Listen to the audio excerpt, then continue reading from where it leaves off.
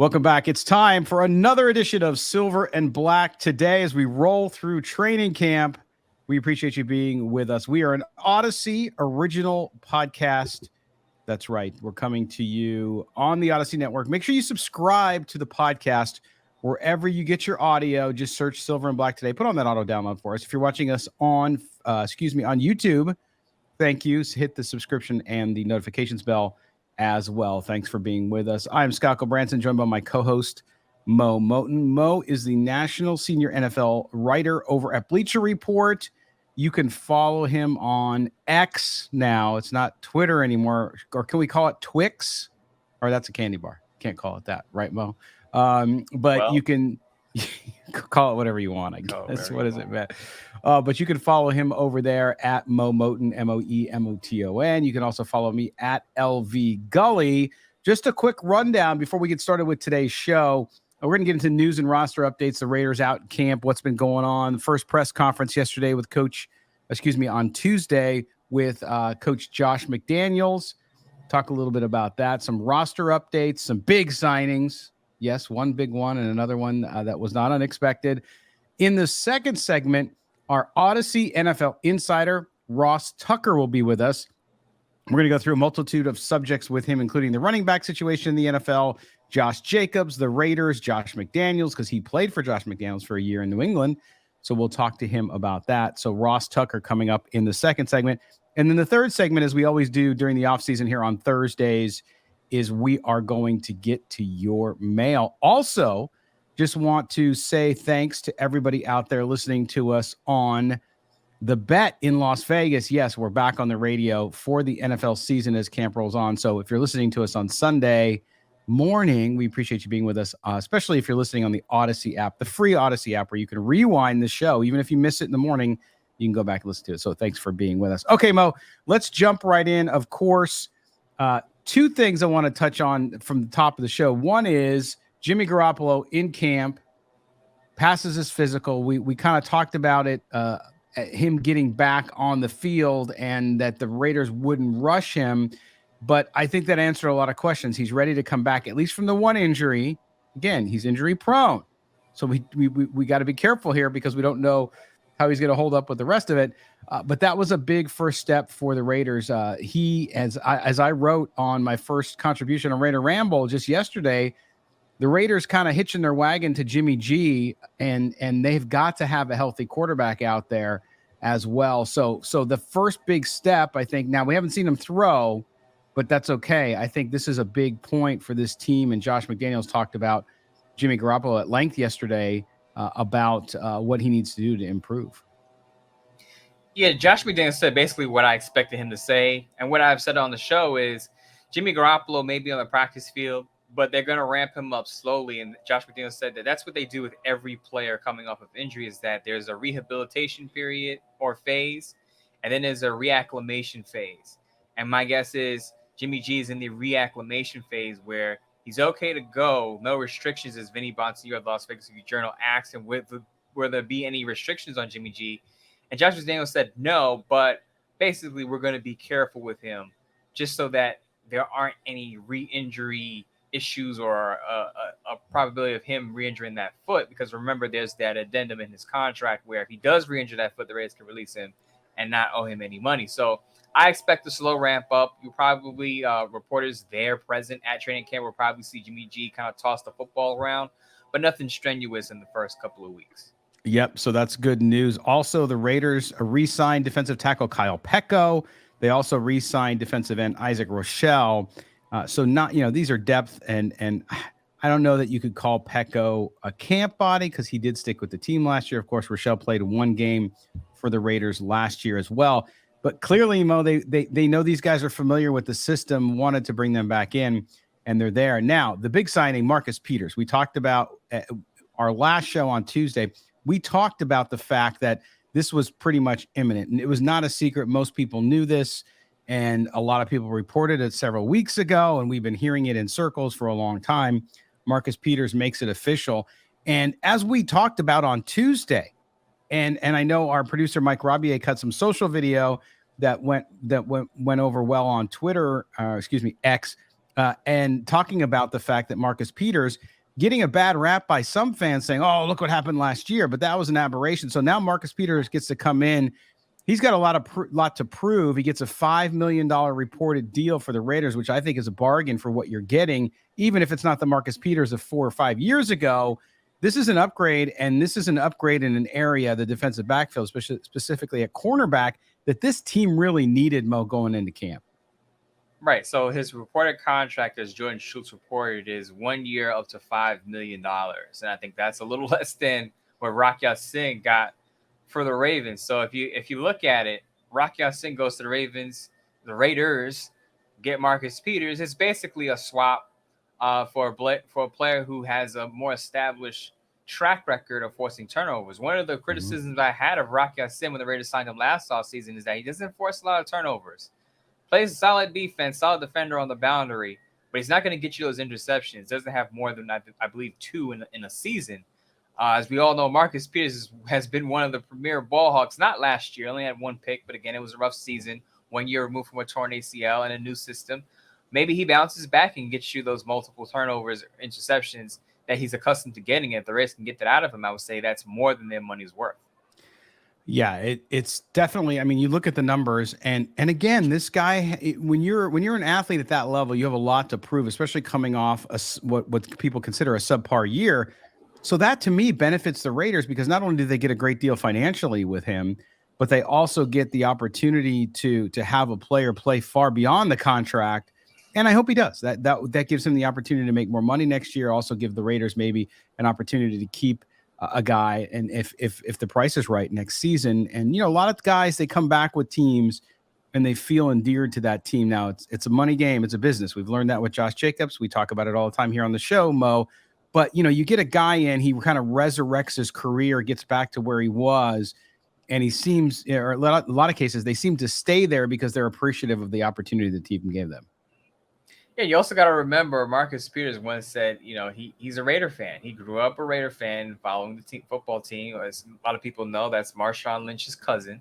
Yes. So he feels a certain attachment to this team that a lot of other players wouldn't feel to the team that they play for. So there is that factor. There's a chance that he could stick around beyond this year if he bounces back, has a great year, and he feels comfortable in the system. Who knows where it can go? But of course, we take it one step at a time. And let's just say for now, he's going to probably be the Raiders cornerback 1, but let's see him lock down his side of the football. Now a lot of people are saying he's washed up. I heard that on Twitter over the past couple of days. Oh, he's washed up. He had a down year. Marcus Peters just turned 30 in January. I'm not saying that that's young. He's not a spring chicken, but I wouldn't say that's washed up, just turning 30, 7 months ago. He's not right. Much he's not much younger, or he's in the same age group as Davante Adams. Now Davante Adams playing at a much higher level, yes, but I believe Davante Adams is turning 31, I believe 31 later in the year. So he and Marcus Peters are in the same age group. It's just that one player is still looked at as being the top of his game. The other player's coming off a down year, so of course people are going to call Marcus Peters washed up at his age. But I think it's more of I could see a rebound year. Will he get 6 interceptions? That's a tough ask. But if he can get the Raiders 3 to 4 interceptions, that's a big upgrade than what they've had over the past few years. Yeah, absolutely. Mo, let's talk about, I don't know if you got a chance to watch the Josh McDaniels press conference, but again, you roll into camp. Everybody's a little excited. All the news is good news for the most part, except, the Josh Jacobs, which he talked about at length too as well.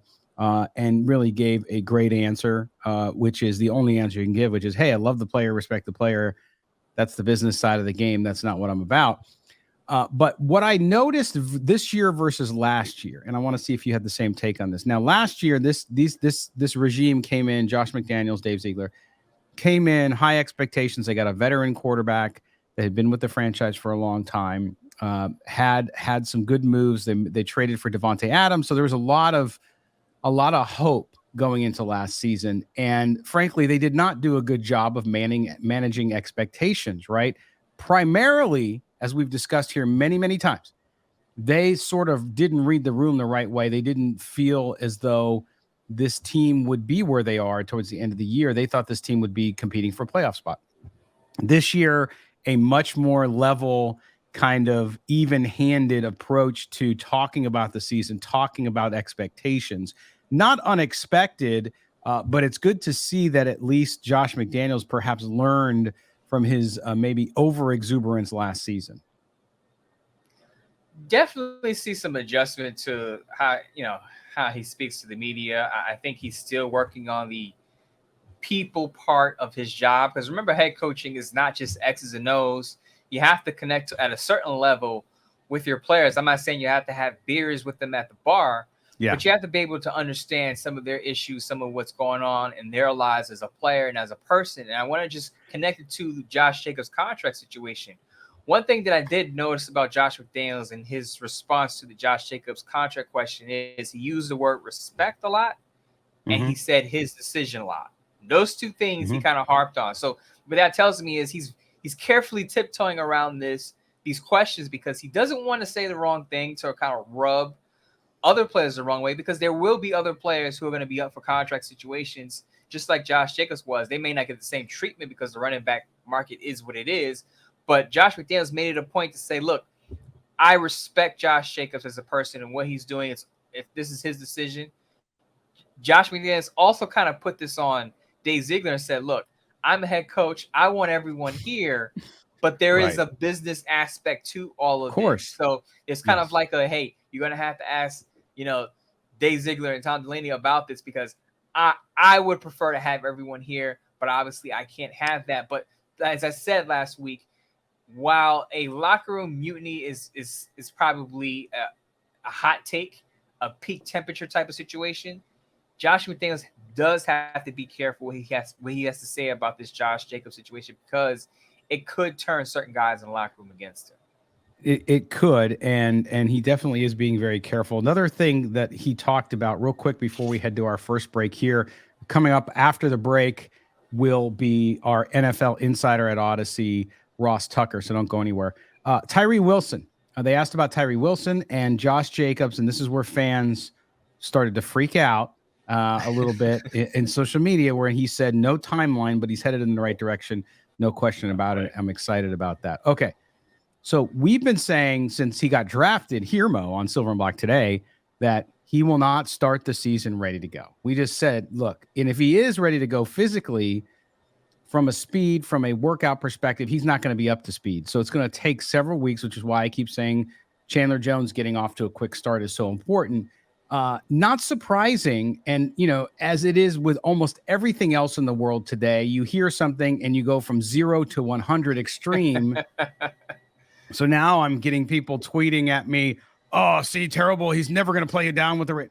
Okay, let's settle down. Now, I don't know what's going to happen, but this is not a surprise for those of us who've been monitoring the situation, and Josh McDaniels confirmed that. Now, remember what I said about Jimmy G. The same applies to Tyree Wilson. Josh McDaniels said there's a rehabilitation period or phase, and then there's a reacclimation phase. And I think Tyree Wilson is in the acclimation phase, because he wasn't there last year, so he can't get reacclimated to something that he didn't know already. Right. So he has to get acclimated to the defensive scheme, to Patrick Graham's scheme, before he can fully get on the field. And of course, there's that injury aspect of this. But as you said, we expected this. I don't know if we need to sit up here with a megaphone and say it louder for people, but we've said that Tyree Wilson is not going to be a full go, even if he is on the field at training camp. And I said he probably will start off on the PUP list because of the fact that he hasn't played a football since, I believe, November. So you can't ask a rookie to go from, as you said, 0 to 100, from no football activity to banging against 200 to 300 pound guys in pads. That's just not a realistic expectation. I would hope that Tyree Wilson gets some time in during the preseason, best case scenario, because you want him to at least see the field and feel the speed of the game before he gets on the field for the regular season. Yes. So everybody take a deep breath. It's the first couple days of camp. Exhale. Okay. All right. There you go. So that's it. We're going to wrap up our first segment here on Silver and Black today. When we come back, we're going to be joined by NFL Insider, Audacy's own NFL Insider. That is, of course, Ross Tucker. He's going to be with us, talk everything about camp, everything about the Raiders, of course, the running back situation. He's got some unique views. He is a former NFL player, so we'll get that perspective as well. You're with Mo and Scott. This is Silver and Black Today. Don't go anywhere. Welcome back to Silver and Black Today here on The Bet in Las Vegas. Also, hearty hello to our listeners on the podcast. Of course, Audacy original podcast is Silver and Black Today, covering the Las Vegas Raiders. All right, we're going to jump in. Our special guest today, Audacy NFL insider, former NFL offensive lineman, Ross Tucker joins us. Ross, the pride of Reading, Pennsylvania. How you doing, man? We appreciate you being with us here on Silver and Black Today. Yeah, I am doing great. In particular, the pride of Wyomissing, Pennsylvania. There you go. Which is right next to Reading. Do you know about that? Do you know about Reading?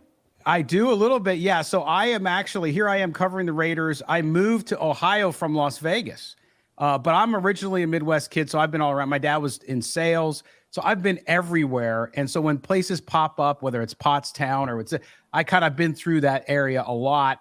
And so it's good to know and always good to meet people from there. I love it. Yeah, man. It's funny. I grew up a huge Eagles fan outside of Philly and Reading, and I think I played for every team other than the Eagles, maybe.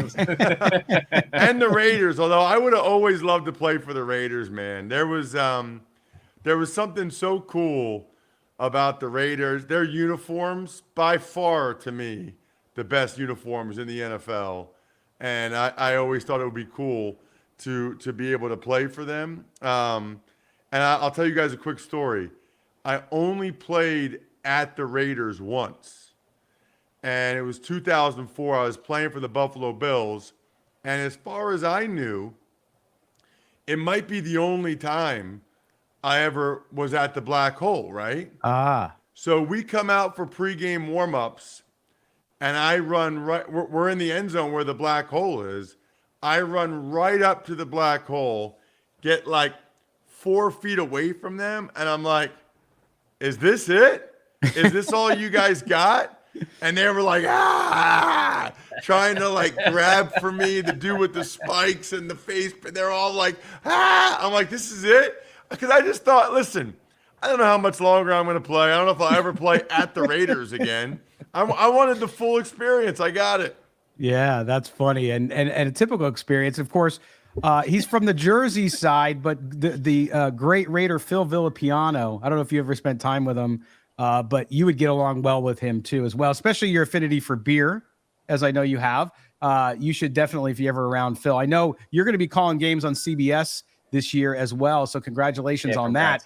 But if Thank you. Yeah, I really appreciate it. So excited, man. I mean, I love Yes. calling games. It's like my favorite thing to do. And to be able to do some NFL games this year on TV will be great.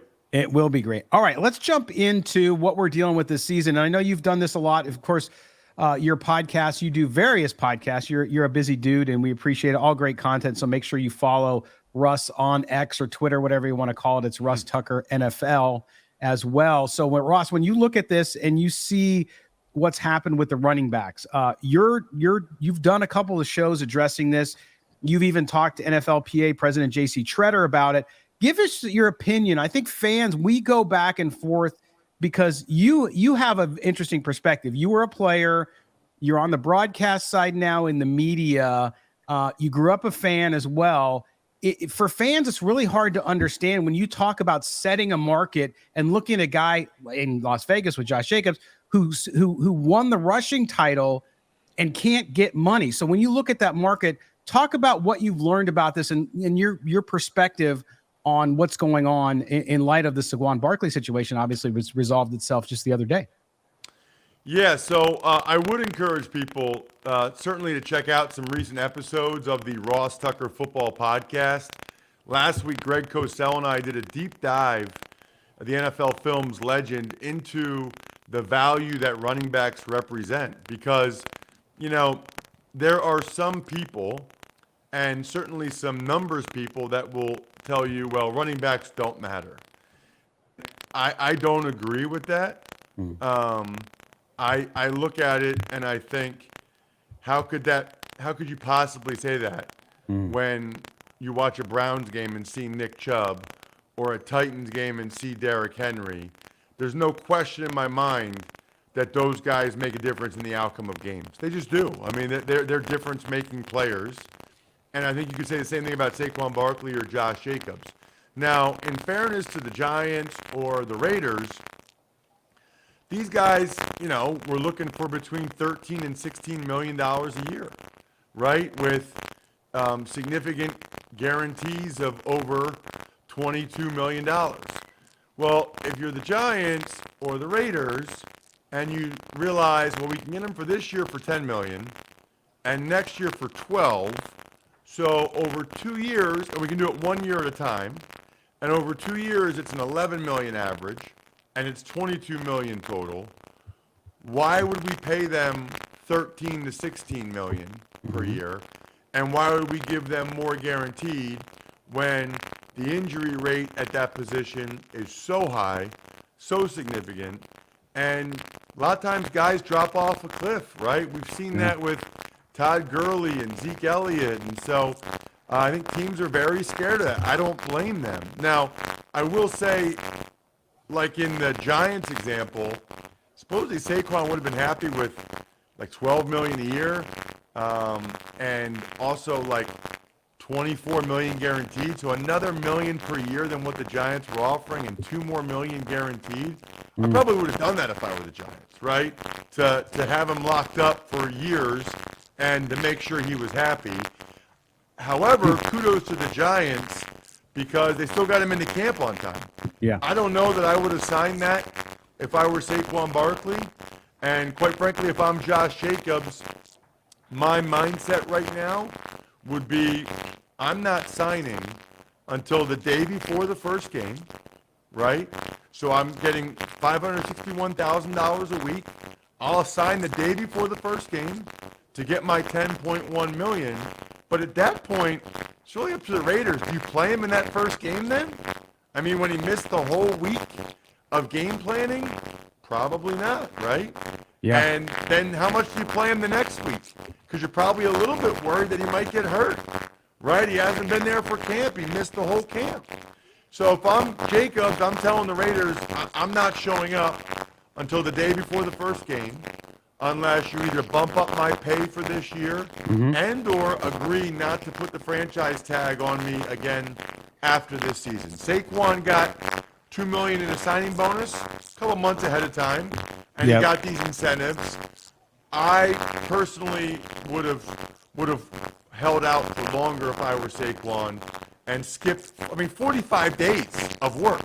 Yeah. I mean, I think all of us would skip 45 days of work if we could and still get the same amount of money. I mean, I don't know why he did it, but I guess he wanted to be there for training camp with his teammates. Who knows? So, Russ, we've got a lot of crap on this show for saying that the Raiders did what they did, and it was a business decision because of what the market is for the running backs right now. So fans have been telling us, oh, we're unfair to running backs. We're anti-running back. We're anti-Josh Jacobs. From a Raiders perspective, do you agree with how they approach the situation? Because as you remember, they didn't pick up his tag, and a lot of people say that was a mistake because the tag was worth a little more than $8 million. So he went into a contract year, and he blew up, won the rushing title. Now they're saying, looking back, if you look at the way the Raiders handled his contract situation, that they mishandled it. What would you say from a Raiders perspective how they handled this Josh Jacobs contract impasse? Well, so I don't remember what he did his third year for them to make the decision and not pick up his fifth-year option. So I don't that you'd have to tell me. I don't remember that, so I don't want to say revisionist history. I mean, obviously, hindsight 2020, knowing what he would do last year, they would wish that they had Josh on the fifth-year option this year, right? So we can all agree on that. They would have saved a couple $1 million. So that much we can agree on. I don't really understand what the Raiders are doing with most of their contract situations, to be honest with you. I mean, they gave Derek Carr a raise, like an extra $5 million last year, and then bench him during the year, and then they're not even able to trade him. They have to cut him. It's just a disaster. I mean, that's a disaster. You gave a guy extra money for no reason, and then since you cut him, you don't even get a compensatory pick when he signs somewhere else. And then the Darren Waller deal, pretty much same thing. I mean, right now, Jacobs, the best way to get a new contract and then get to go to another team that might be a better team is to sign a new deal with the Raiders, get more money for that year, play badly, then they'll get rid of you to some better team. I mean, what are we doing here? It's wild. It's not good. And with Jacobs, I kind of thought they would try to get it done for a little bit of goodwill, but it's the Patriot way, man. They're going to pay people as little as they possibly can, and they'll deal with the consequences of him being unhappy. Yeah, it's an interesting point, and that moves me to my next question, because when Josh McDaniels and Dave Ziegler, i.e. the Patriot way, the guys from New England, come over, they inherit a team in 2021 that made the playoffs thanks to a late season run, to your point. They lose to the Bengals in Cincinnati in that year. Josh McDaniels comes in, talks the team up a lot. They go 6-11. Carr's gone, Waller's gone, as you mentioned. The fans already have pitchforks and torches out for Josh McDaniels. Not for Dave Ziegler yet, but for Josh McDaniels. You were around him back in 2005 when you played for the Patriots in New England. What do you make of the state of that situation? We know the baggage Josh McDaniels brought with him with his previous experience, even though it was many years ago in Denver. But what do you make of that situation? Because a lot of folks in Raider Nation already unhappy and want him gone. How do you read that situation based on your own personal experience being around McDaniels in New England? So I think Josh, good dude, very, very bright, awesome offensive mind. I do think, though, you got to look at the track record and wonder what's going on here. I mean, Denver ended up being a disaster. Takes the Colts job and then reneges on it, which is not a good look. And this is not McDaniels' fault. But I thought it was a horrific decision by Mark Davis to get rid of Bisaccia and Mayock. Just absolutely horrific. I don't know why you would do that. For them to overcome the Gruden email thing, the Henry Ruggs thing, can't even remember the name of the corner from Ohio State that they took in the first round that had the off-the-field issues. For them to do all that, still make the playoffs, be in the red zone against the Super Bowl-bound Bengals at the end of the game, and you don't bring him back on a 3-year deal, modest money, and see what he does the next year. Mark Davis thought he was too good for Rich Bisaccia, and he went for the more established prototype McDaniels, and I think it's really, really hurt him. I mean, I don't have high expectations for the Raiders at all this year, and I don't know that anybody else could. So that kind of leads me into my next question, and you kind of answered it there, is that you talked about the botched car situation. Now the impasse with Josh Jacobs. You also said, and I read that, I heard that headline where you said the Raiders made a mistake. You said Mark Davis blew it by letting Rich Bisaccia go and bringing in Josh McDaniels. Is there any hope? Is there any glimmer of hope for Raiders fans that you're seeing looking ahead, being around Josh McDaniels and knowing the Patriot way, so to speak? Is there anything that fans can hold on to and say, well, there's hope in this, that the Raiders can turn this around despite all the past mistakes made? So I think the hope would be Garoppolo's familiarity with McDaniels and vice versa, and Garoppolo's ability to run that offense effectively. And they have a good receiving trio. You know, they have Josh Jacobs. I think that is the hope for the Raiders. You know, Jimmy G's been in a different system, though, for several years. Yeah. He missed the whole offseason with this foot surgery. How quickly is the Patriot system going to come back to him? Is that the best system for him now, or is he better suited for what Kyle Shanahan was doing? You know, I don't know. It feels to me like the upside for the Raiders is like a 500 season. But I just recorded this week the Even Money betting podcast, and my co-host Steve Fezzik, who's a Vegas resident, believes the Raiders are one of the 6 worst teams in the NFL. And I guess probably based on their record last year, they probably were. And I don't know that I see big upgrades this year to think that they're a lot better than they were a year ago. Yeah, it's tough out there. The other thing I want to get your thoughts on before we let you go, Ross, is you talked about Jimmy Garoppolo. You talk about this situation in the AFC, which Justin Herbert signs the big deal this week in Los Angeles with the Chargers. He's going to be there for 7 seasons now, will not be a free agent, so they locked him up. You have Mahomes in Kansas City. You have Russell Wilson, which I think a lot of folks feel like with Sean Payton there is going to be a little more Russ Wilson-like. And suddenly the Raiders are the team in the division with a still, even with Garoppolo there and a steady hand, if he's healthy, how quickly do the Raiders long-term have to catch up in that arms race to stay relevant in the division with the quarterbacks you got there? It feels like the Raiders and Broncos are competing for third.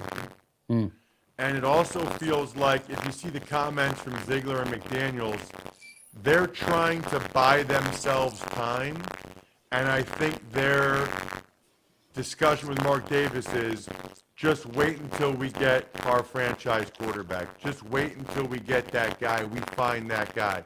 Well, I think we all agree it's not Jimmy G. I tend to doubt it's Aiden O'Connell. So I don't know. How much time are they going to give these guys? It almost feels like best case scenario for the Raiders is that they bottom out this year and they can get Caleb Williams or Drake May. It almost feels like that would be the best thing that could happen to them. Yeah, and a lot of fans feel that way too, Ross. By the way, we're hearing from them every week here on the show. You know, tank for Williams, tank for that, tank for May. So they're I think realistic. At least most fans are. Ross, we appreciate you spending so much time with us. We'll catch up with you down the line and as the NFL season unrolls. And again, congratulations on the CBS gig. Congratulations on everything you're up to, including being the Audacy NFL Insider. Follow Ross at Ross Tucker NFL on Twitter. Thanks, man. My pleasure. Thank you guys so much for having me. I really appreciate it. All right. We'll take care. All right. There you go. Ross Tucker from Audacy, our NFL Insider. Catch him on there as well. When we get back, we'll roll on Raider Nation Mailbag coming up here next on Silver and Black Today. Don't go anywhere. Welcome back. Here we are, the home stretch of this edition of Silver and Black Today. You're hearing us on the bet in the bet. Yes, the bet in Las Vegas on the radio 98.5 HD2 in Las Vegas. Welcome back to our Las Vegas listeners. We have tons of them on the podcast all year round, on the radio here as we come back for our sixth year on Audacy Radio in Las Vegas. So welcome back. We are also an Audacy original podcast covering the Raiders as well. Moe Moton, he's the national senior writer covering the NFL over at Bleacher Report, also the Raiders columnist at sportsnet.com. You can follow him on the X at Moe Moton, MoeMoton. You can follow me, LV Gully, the show, SNB Today. All right, Mo, let's get into this mailbag real quick here as we close out this exciting show, the first week of camp. Let's jump right in. It says, hey, guys, really excited about the Marcus Peters signing on Monday.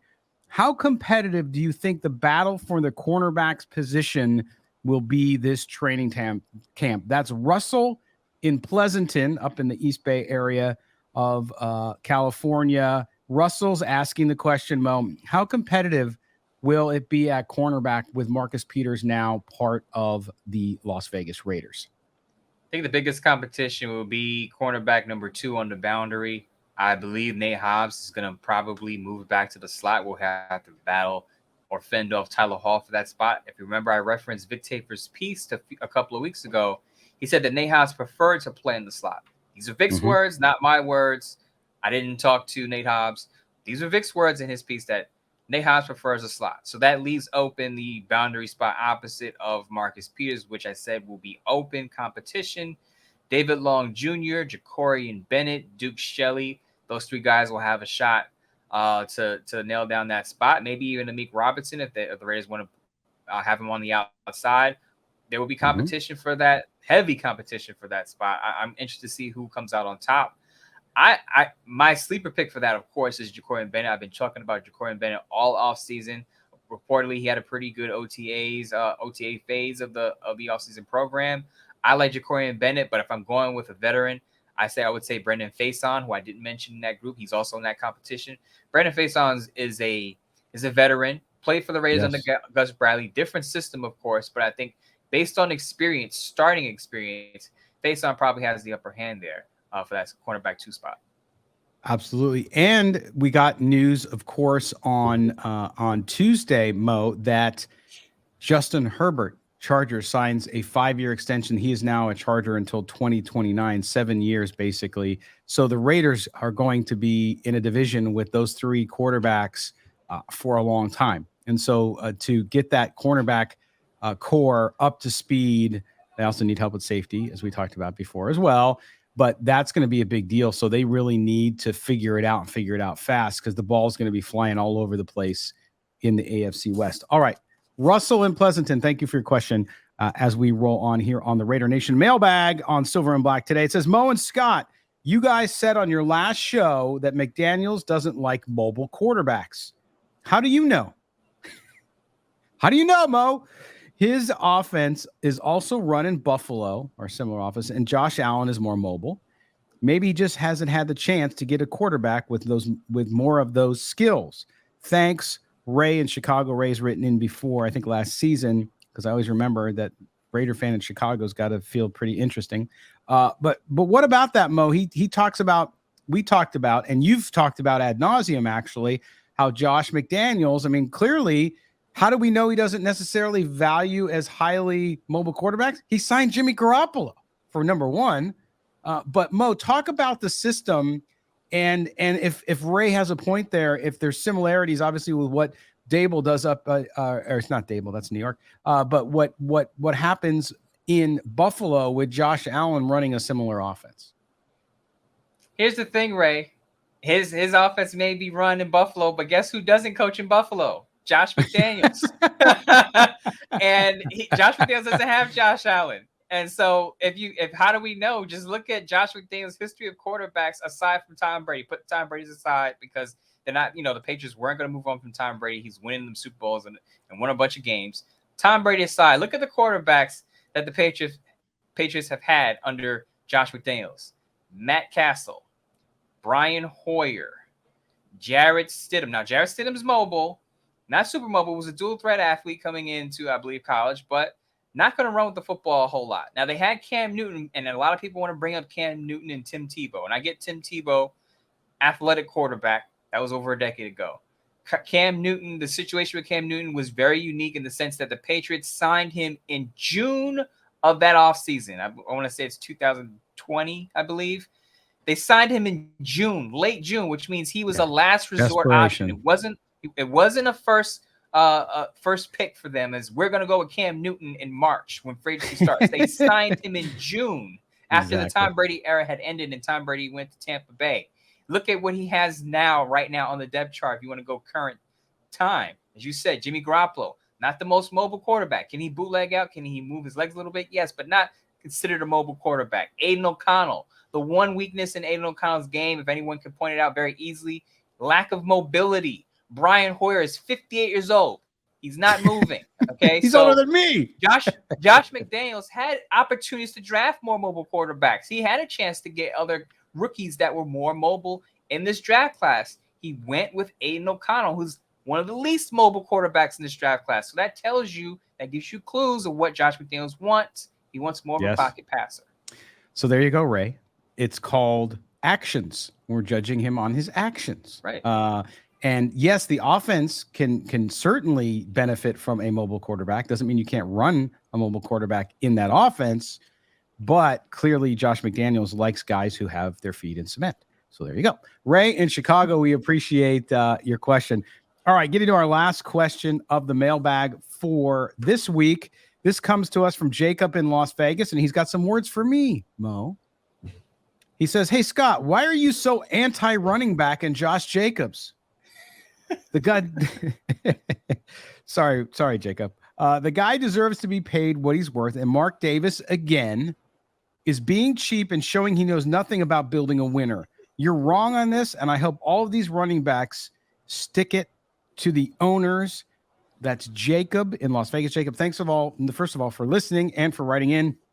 So a couple things. I'm not anti-running back or Josh Jacobs. You might need to go back and listen to the show some more, because I have said every time we've talked about Josh Jacobs, I've talked about what a good young man he is. I talked about what a great running back he is. But again, I don't control the market. Again, making analogies. Listen, Hyundais are great cars. Are they Mercedes? No. The value of a Mercedes and a Hyundai, even though they're great, both great cars, are different. I don't make the market. I'm just telling you, based on the market and looking at it. See, I don't look at it as an emotional fan. I'm looking at it as an objective party, a disinterested party, if you will, to use a legal term.